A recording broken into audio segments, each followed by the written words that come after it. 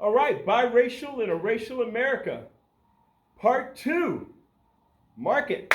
All right, hopefully you enjoyed Part 1, and it's going to tease a little bit to get to some juicy things now that I'm in my podcast series. I'm an adult or out of high school and entering college, and now we can kind of start my development from not being so much under my parents and other communities that I grew up with, but now starting on my own and seeking a community of my own. My first day in the state of Georgia, because I did 4 years at VCU, I had to finish up at LaGrange College to get a degree, and I had to go there a year. And I signed a promissory note at the beginning of the quarter and worked off the promissory note. And ironically enough, the only time I got honors is when I was paying for school. So that's something to think about. If your kids are not motivated, let them take out a student loan. Let them pay their way. They'll get motivated. They'll hit the books. It worked for me. So my first day, I'm going from the airport in Atlanta to LaGrange. I did stay with my parents the first quarter because they didn't have enough housing, and I wasn't going to be able to stay on campus till the second quarter, which wasn't a problem because the first quarter was a summer quarter, and then I would have the 3 quarters of the school year to finish my academic year. So I'm driving through the square. Just like most small towns in Georgia, they have a square in LaGrange. They were having a Klan rally. Let me repeat that in case you thought you didn't hear me. They were having a Klan, Ku Klux Klan rally in the square of LaGrange, Georgia, on my first day in LaGrange, and this was 1985, 86. So that kind of gives you a time period. They did not have hoods. They were passing out leaflets. There was ample law enforcement. I actually stopped the car and walked around. I did pick up a pamphlet. I was questioned by the officer when I picked up the pamphlet. It's funny, I picked up the pamphlet. The officer asked me questions. So, yeah, that's my introduction to the state of Georgia. So, I'm attending class, and I was a Nautilus instructor in Richmond, Virginia, so I wanted to be a fitness instructor while I was in school. I needed a little part-time gig. So there was this LaGrange Athletic Club, and the manager's name was Denny Meyer.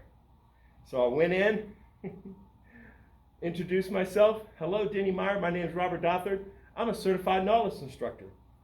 I noticed on the tour that I was given, you guys have Nautilus equipment. He goes, yes, we do, but we don't need Nautilus instructors. I go, great, see you tomorrow. He kind of gave me a puzzled look. Next day, come in. Hey, I'd like to speak to Denny Meyer. He's the manager. So they called Denny out, and I go, hello, Mr. Meyer. My name is Robert Dothard. I met you yesterday. I'm a Nautilus instructor. He goes, yeah, I told you we didn't have any Nautilus positions. I go, well, you know, I've always been told there's always room in an organization for a good employee.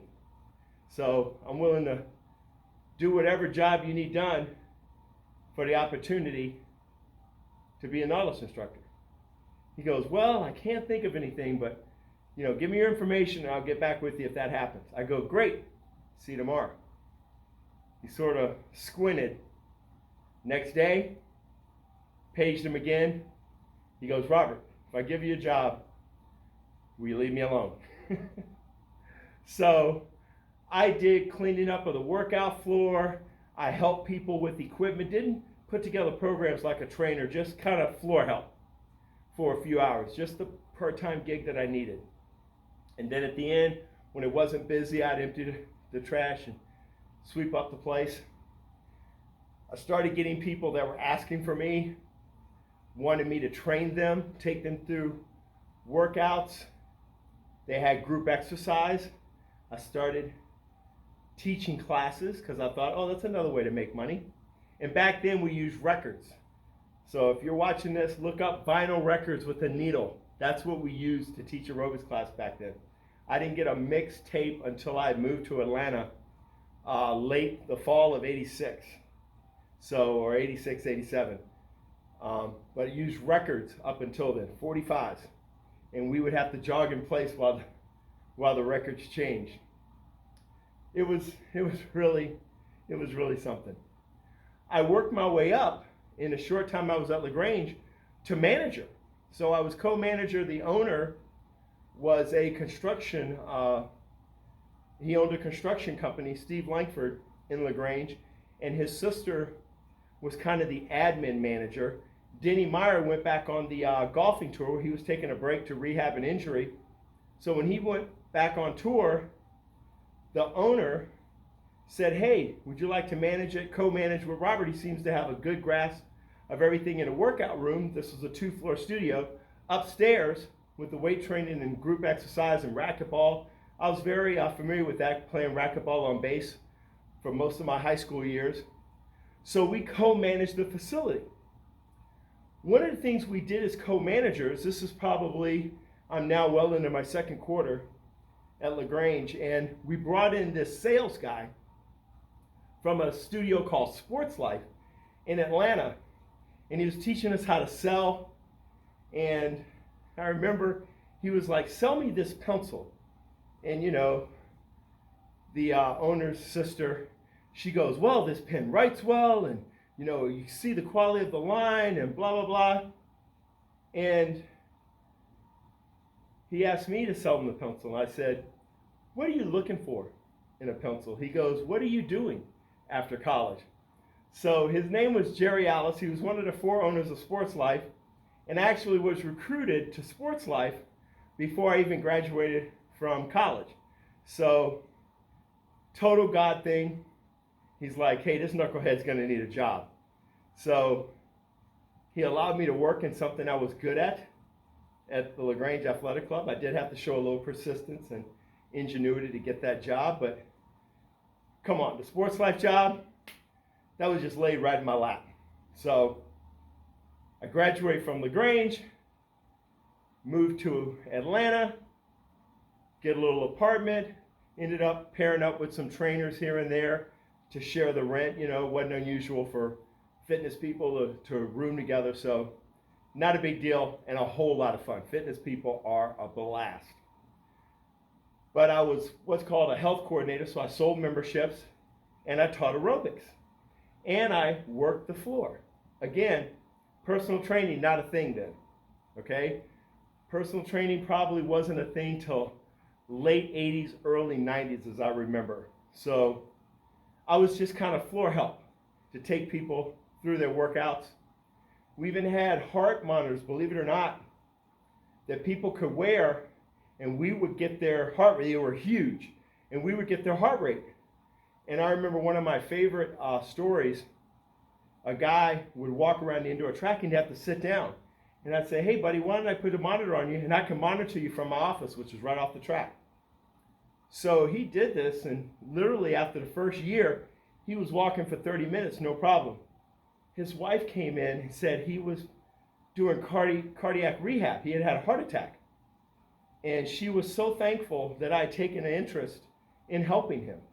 So that was one of my first fitness victories, and it just felt so good. Absolutely incredible. So continued to teach, sell memberships, and work the floor. I worked my way up in Sports Life, becoming a manager or a team leader of a little sales group. I taught aerobics, so I got certified in that. Then another one of those God things hit me. God said, you know what? There's this guy that's opening up a Gold's Gym. It was more of a free weight gym. And I could get out from under the corporate structure of Sports Life. It was a big, mega facility, and I didn't see myself being manager of that anytime soon. So I went with a guy named Barry Goforth and partnered with him as an employee, not as an investor. And our financial backer was Michael Coles of the Great American Chocolate Chip Cookie fame.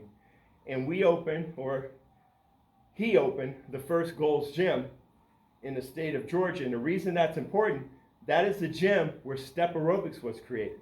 So if you ever wondered where step aerobics came from, Jenny Miller, who still lives in Woodstock, Georgia, I'm going to hopefully get her on a podcast soon, invented step at that Gold's Gym. She did originally have a partner named Connie Williams, and there are differing people that you ask that have different opinions who started step. I was there. It was Jen Miller, and she remained my superhero in the area of fitness, even to this day. It's just remarkable how that product of stepping up and down is now everywhere in the world. So, and if you don't think so, travel and go to a gym. I remember going to Australia and going into a studio that was actually called Fitness First, and I was trying to get that URL, but it's a chain down there, and I go in, I go, "You stole my URL." And they go, "We're bastards, how about a hat?" So he threw me a hat, never signed in, went in, worked out. By the time I was supposed to meet my wife, I'm actually in the aerobic room teaching plyometric step that they hadn't learned yet in Australia. So I go into this gym, don't pay a fee, get a hat, and within 30 minutes I'm teaching a class. And of course my wife is like, "What did I marry?" Anyway, just a good little side story. So we're back in Atlanta at Sports Life, now World's Gym. Step starts. And I was one of the first male step aerobic instructors. There's another guy who was a chiropractor who was kind of like analyzing step and helping Jim with, I think, the mechanics.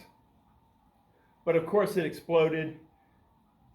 I'm in all the first step Reebok videos. If you look for a guy with a short fro, it's me. Just look for somebody with a Michael Jackson short fro and bad skin. That's me. So it was awesome. We filmed some of them at like Universal Studios, which was great because in between shooting, they would take us around the Universal lot in carts, and we would just go on a ride and get back on the cart and go to the next ride, then come back and shoot some more at Universal Studios in these huge sound stages. I think the part that Step took up was like 1/100th of the size of these things. They were massive. So that was awesome. Now I'm thinking of my next move because I'm at Gold's Gym. It's kind of a bodybuilder environment. Bodybuilding to me and fitness are not really the same. So I go to just try to wait tables and do other things for cash. I mean, I worked for this company called Corporate Sports where I managed one of their fitness centers, and there was a club across the street called the Cotton Club, and I was their bouncer because I was already a black belt, and I got my black belt in LaGrange while I was teaching, and it was great. So I saw bands like Faith No More. I remember the Black Crowes did an album release party back then, and it was, less than 100 people at the album release party. Lenny Kravitz played on my birthday, and there's a great story with doing Jägermeister shots with his crew. But I digress.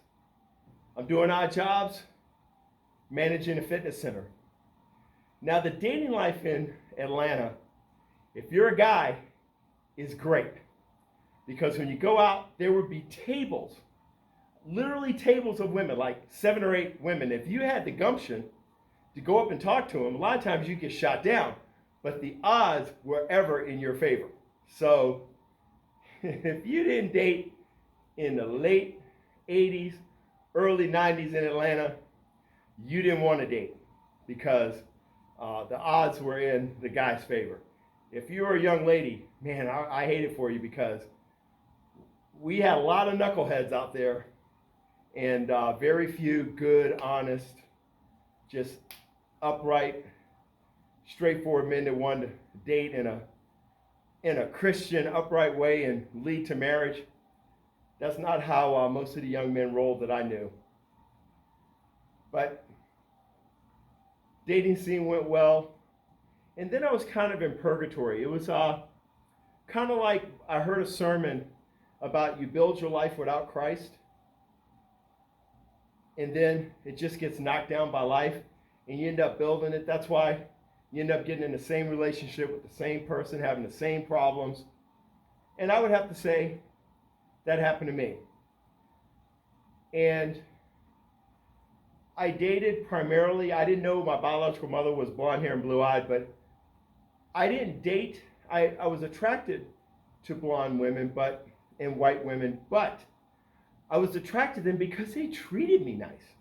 I was really just blasted by black women when they found out, that I wasn't just dating black women exclusively. I tried to explain I'm biracial and I'm attracted to, white women, black women, people that are nice to me. I love going out. I love doing stuff. So I wasn't trying to get them in bed. I was trying to have fun. I love to be entertained. So I would take someone out to dinner, take them out to a show. Like I said, if you were a guy during those times, it was a good time to be single. But I found that I did not have very good luck within the black community. I just was not treated very well. And before you come at me, that's just my experience. And that's all I can share. So, 1996, the Olympics come to town. Now, at this time, I had found a quote-unquote real job. My father had suggested, hey, there's an Anheuser-Busch plant coming to Cartersville, Georgia. You need to see if you can get a job there, because I wanted to make sure I had an ability to make good income, have good insurance. I wanted to make myself an attractive target as a husband or a mate. So I wanted to be making good money, have good insurance, all that stuff. So, for rich or for poor, let me tell you, if you're on the financially secure side, you attract more attention than if you're on the poor side that I found. So I'm working at Anheuser-Busch and I'm teaching aerobics. So I'm going around to gyms. I'm still doing personal training on my days off as like my little side hustle. One of those places that I'm side hustling is a place called Main Event Fitness. It was owned by the famous wrestlers Sting and Lex Luger. And I'm teaching classes in that gym. I'm training. And of course I have the job at Anheuser-Busch. So I have my rock solid job. I have got my side thing. And I meet my wife at Main Event. Of course I don't know that I met her because she said the first time I ignored her because, some people go to gym to meet people. I go to gym to train. So I wasn't very pleasant, I guess, the first time, but she was rather cute, and I'm putting that mildly. She's beautiful and she's smart. Didn't find that out till later, the smart part, but she took my class. I teased her about the shoes that she was wearing. She was wearing all black with nurse white Reebok walking shoes. And I said, with a hot mic in the middle of everyone in the class, everybody, what's wrong with this picture? Black, black, black, black, white. And I walk away. At the end of class, she is pissed. She comes up, you don't like my shoes, you can buy me some more. 7.5. Well, I said, what if I buy you lunch instead? That ended up being our first date. We've been married over 25 years. So there you have it. Not the best opening line, but then again, not the worst either. It worked. So there you have it. We are dating, and the Olympics come along, and I'm new at Anheuser-Busch, and I didn't know if I had enough time. I didn't know as a Teamster that they couldn't fire me. But I said, hey, I'm going to train in the Olympic Village. One of the studios I was teaching at had built the first Olympic Village Health Club. And man, to this day, I haven't had so much fun in a training environment in my life. It was amazing. Like one time, some of the women's volleyball team from Brazil took my step class. And they're like, oh, we have this, band called Ziggy Marley. I'm like, yeah, I've heard of Ziggy Marley. They go, you want to go? I'm like, yes, please. So, by the way, I was single at the time. Brazilian volleyball players, Ziggy Marley, Olympic Village. That was just one day at the office. So, There are a lot of Olympic stories I could tell you, but I would not be able to post this video until after I was in the ground because I'd probably end up there. But I was single, so just remember that. Anyway, we finally got married, and that started a whole nother category of things because, like when we moved to East Cobb where we live now, her and my mother-in-law went to look for a school. They were at a place called Lassiter, and the person's taking them around and said, well, you want your kid to go here. You don't want your kid to go to Sprayberry because they got blacks, they got Mexicans, they got all sorts of people at Sprayberry. All sorts of people. So, in other words, my mother-in-law is white, my wife was white, they thought my kids were white. So, you want your kids to go to this white school. My son's 24. So, we're talking over 24 years ago. So, Lassiter parents, don't come at me, or ex-students. And Sprayberry cannot deny their diversity. But I think it's awesome. Just like this country, I think there's strength in diversity, which is one of the reasons I wanted to do this series, is because people get the black angle. People get the white angle. But I don't see anyone out there going, you know what, I'm mixed race. I have issues with both communities. And we did. And it was mainly with my community. My parents like I said, were amazing. They always backed my play. So they didn't have a problem with me dating my wife. But they did kind of come correct when they found out she was from South Carolina. And they were like, does your parents know you're dating a black guy? And my wife goes, since my mother is dating one too, I don't think there's a problem. Mic drop. Never an issue after that. My mother-in-law was dating a black man named Moses, very sophisticated, educated black guy, politician, did race card stuff. I mean, just a really fascinating dude, and he was dating Terry at the time. And if you ever look up Billy D. Williams, that's what my mother thought he looked like. And I remember my mother-in-law at the rehearsal dinner, met my mother-in-law's boyfriend, Moses, at the rehearsal dinner. And she looked at him, she lost her damn mind. She's like, that is a good-looking man. I'm like, Mom, you need to sit down and drink some water and calm down. I had never seen my mother like that, ever. So Moses was a good-looking guy in his day. So, and I'm not putting Moses down for getting old, because I think I was at least a really fit guy in my day, and my dance card was full when I needed it to be. So, I think everybody kind of has their season. I'm 63. I am no longer in my season, which is why I wanted to do this series to kind of let you know, hey, race is not an issue now. Race has been an issue my whole life. Like I said, I'm 63. So the different communities that I lived in, the college that I went to, everything had a race undercurrent. If you go to college, there are fraternities and sororities. There are still predominantly black fraternities like the Alphas, the Omegas, the Kappas, the Sigmas. I've never seen any white Omega Psi Phi pledges. So they may have them now. They didn't have them when I was in school. And they had step parties where they did step routines. I didn't see any white people in those step routines. So, and I'm glad I didn't join one, because I get my coordination from my white side. It would not have been pretty. So, and I don't, I'm sorry I don't get all the branding of yourself. Again, I'm not a member of the fraternity, so I don't get it because I'm not in it. So I'm not putting it down. I'm just saying, if you come in with a brand, you better be able to put me down before you brand me. Okay, so just saying that. So 63 years of life, biracial. I think I've had the best of both worlds. Not just white or black. But I think people need to start looking at the fact that Asian, black, white, Hispanic. Now there are all these mixed race people. Okay? And we're having mixed race kids.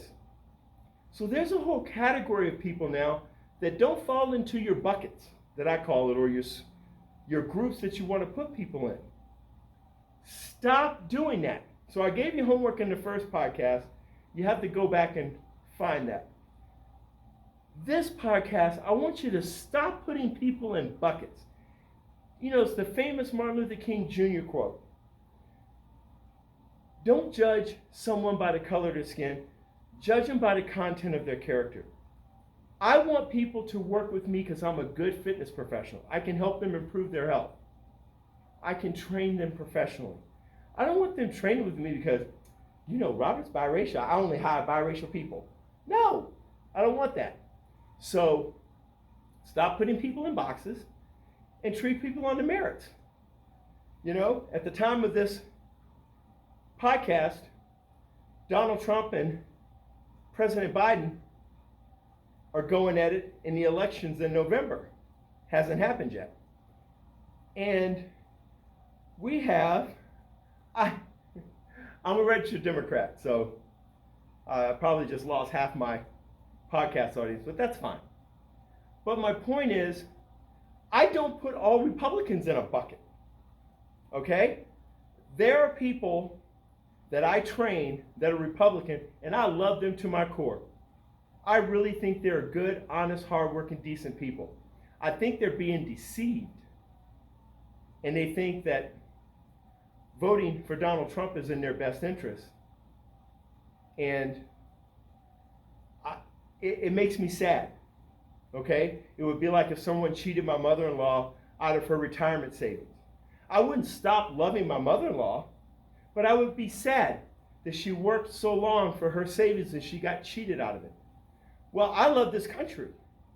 I spent most of my adult life, you know, trying to support this country as a good citizen, paying my taxes, you know, trying to make the place better before I got here than when I leave, so that my kids have a better world. And they hopefully will make it better. And I think if 350 million people try to make the place better and raise kids to make the place better, I think we're going to be a lot better off.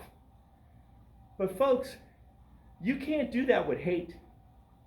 It didn't work in the 60s. Medgar Evers shot in his driveway.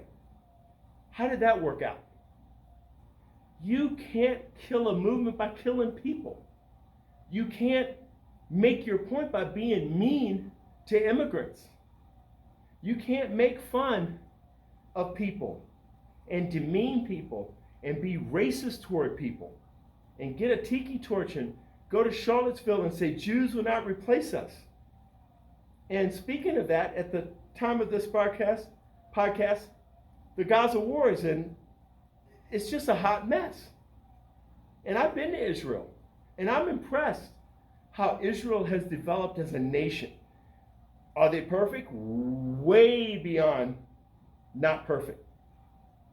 But you can't kill children and claim it's right. I don't care what happened to you.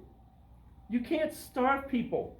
You can't drop these huge bombs and just kill people indiscriminately. Now, Hamas does hide under the population, so hey, I throw up my hands on how to deal with those knuckleheads. I wish I'd get my hands on them. I didn't have war in a hot minute. But they do. They hide under their population and among children and women and under hospitals and under schools. So I get it. Israel has an issue. But killing people, it's never been the answer. Ask Germany how that worked out in World War II. And they killed millions. So, your homework, the end of podcast 2. Don't put people in buckets or squares or groups. Judge people on the merits. And here's your homework. Start making a difference. Be able to say, the world's a better place because I was a great accountant and a great mother or a great father or a great citizen or a great Rotarian. But not because I hated this group and I made sure they didn't get in the country, or I hated this group and all lives matter. And I hated this group because they had a bigot as a leader. That's not going to work, folks. It's not going to work. The God I pray to, his main thing is love, not judgment. One of my favorite stories has been recreated in this series called The Chosen, and it's the woman at the well. And it just makes my heart sing every time I look at that story, because the woman went to that well so broken, and didn't want to be judged. And her life was just in tatters. And of course, she met Christ. And boom. It was a tough interaction. You need to look at that story, and especially the way The Chosen portrays it. So well done. But once Christ is on the scene, things get better. So I want to be Christ-like. I want my family to be better. I want to be better.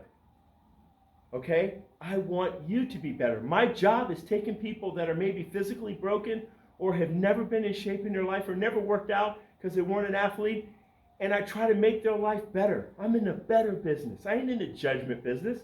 You can come to me 400 pounds. I'm not going to judge you. I'm going to help you. And I pray that everyone watching this will start immediately you can worship whatever God you worship. But when it comes to people, I want you to try to make their lives better. And I think in turn it will make your life better. And if we all do that, not only just the 350 million people in this country, but everywhere, we go out every day with the goal of helping others and treating others well, boom. I think that's the answer. I think that's the answer to Gaza. I think that's the answer to the election, so that one half doesn't think the other half is nuts no matter what side you're on. I think it's the answer for society as a whole. Yes, it's nothing unique on my part, okay, as a Christian. I'm basically regurgitating what I learned growing up and what I've tried to emulate, or what I've tried to do as a human being for most of my adult life. But folks, we can all do it. And yes, just like I talked about Israel, I am far from perfect, okay? But you know what? Tomorrow, I'm going to try to be better. Tomorrow, I'm going to try to make my family better. Tomorrow, I'm going to try to make my clients better. I'm going to help make the world better, because I hope I have 350 million in this country and millions more in other countries doing the same thing. And that's something I think the God I worship can get behind and will support and bless and help happen. So, you got your homework assignment? Part 3 is coming soon. Behave.